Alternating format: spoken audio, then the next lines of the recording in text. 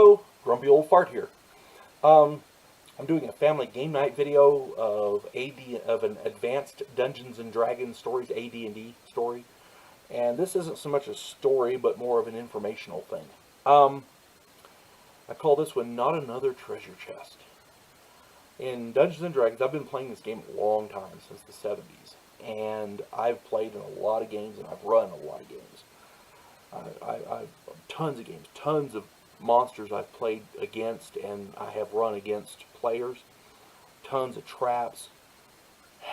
One of the things that really gets a player is a treasure chest, because that's where the treasure's kept, right? It's also great bait when you want to bring a player character in who just has to get that last copper piece. It's great bait for pulling him in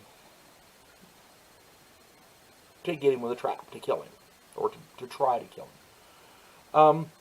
Some of my favorite traps to throw at players use treasure chests as bait. One of the old standbys is the floor is an illusion. They see the chest on the other side of the room. They go running in and they fall through the floor into whatever, spikes or whatever. Or it's a really deep pit and they just fall for a minute solid and, they're done. The floor has tripwires with various effects. Arrows shoot out, or a log comes across, or a stone falls on them, or something. The chest is rigged. It has a lock on it that's rigged, and it has various effects. The guy's trying to pick the lock or whatever, and poison gas comes out, or there's a poison needle comes out and jabs him, or they're messing with the lock and it's rigged and there's a fireball. I talk about fireballs and some other videos. Those are some very powerful magical effects. When you're going to lift the lid, it trips a trap and various different things, sound like a ceiling falls. You can put the trap anywhere around this chest, and somebody's going to find that trap one way or the other. Thieves are notorious for finding traps. The problem is, as a dungeon master, one of the things you have to understand is, if they're searching for traps, you have to make the roll. But be honest, if they find the trap, you tell them about it.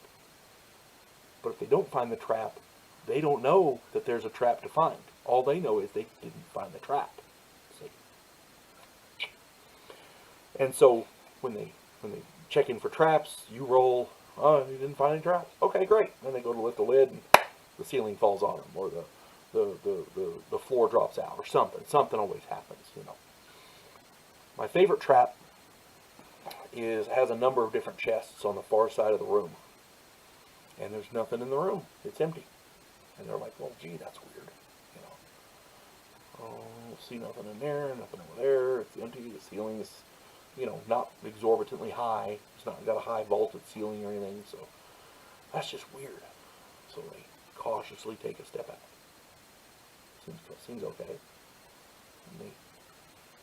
And several of them get out there and go across. Now, this particular trap is cool because if one of them goes in, it's okay. Let me explain the trap. This is the floor. At this end of the room, there's chests piled, heavy chests filled with, and you can fill them with gold, because if they get this gold, they certainly earned it. Filled with gold. Okay? The door's over on this end. As they come out, what they don't realize is there's nothing supporting the floor except on this end. So you have the floor's here, the door's here, and on this end of the room where all the chests are, just past the chests, is where the floor underneath the floor stops. There's no support underneath it. There's a big pit here. The pivot is right here, right next to the chests. So the more weight that gets on this end, so one character going across is okay.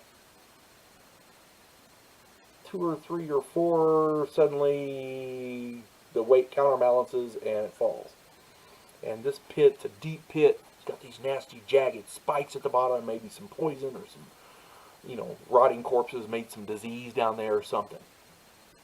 And they fall and they land on these spikes, and that's pretty bad. What's worse is they wanted the gold so bad, when it tips, all that gold falls down on top of them too. So they hit the spikes, and they have to save versus poison, disease, whatever. They take the damage from the spikes, and then of course all that gold lands on top of them.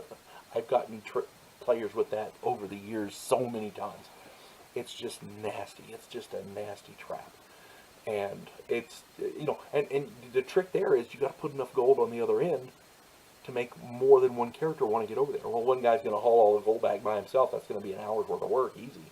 Well, let's give him some help, and more guys go out there. It's just not good. It's not good. I've had player characters in games after, in long campaigns, they'll walk up there and they'll open the door and there's a chest in the far room end, and they go, "Oh man, not another chest!" I love playing this game. You folks have a good day. God bless one and all.